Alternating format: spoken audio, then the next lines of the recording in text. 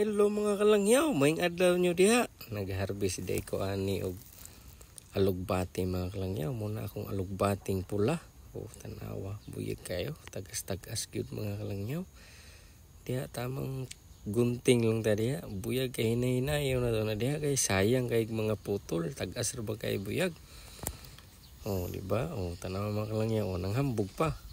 Nanghambog pa inyong pobreng farmer mga kalangyaw. Di ba?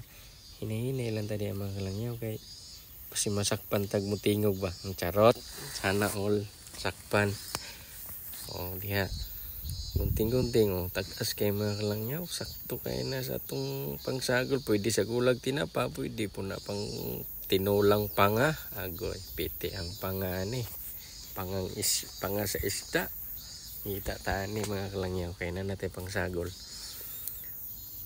Gunting dia mga kalangyaw, pagtarong dia mga kalangyaw kay masakpan ka dia, hinay-hinay yun aron di masakpan. Sa isa ka punuan ako yung mga tulo ka buok makuha, tulo ka tangkay. Maka kuha biya yun, kaluyan po sa Ginoo nga na blessing mga kalangyaw. Tamang gunting lang tadi ya. Pitix ba? Hinay-hinay dalang paspas mga kalangyaw ba. Diha. Gunting, hatod, hinay-hinay kay basta matumban ng uban, luoy kayo, sayang.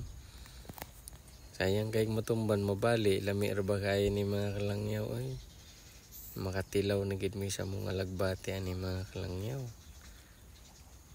Salamat yung paglantaw mga kalangyaw. Sa sunod na punta nga video, daghan pa kay tag video mga kalangyaw. Basta mutanaw lang mo, makita gid mo sa kong video.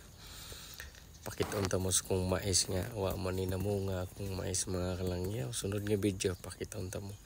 Wala na munga, pero tintaasa kay mga kalangyaw. Sad naman ay. Pero hulaton lang na to, basin ihatag day nga mamunga. Sa sunod nga video ha, amping mo pirmi, buo na lang yan puntas kinabuhi. Bye bye, God bless all.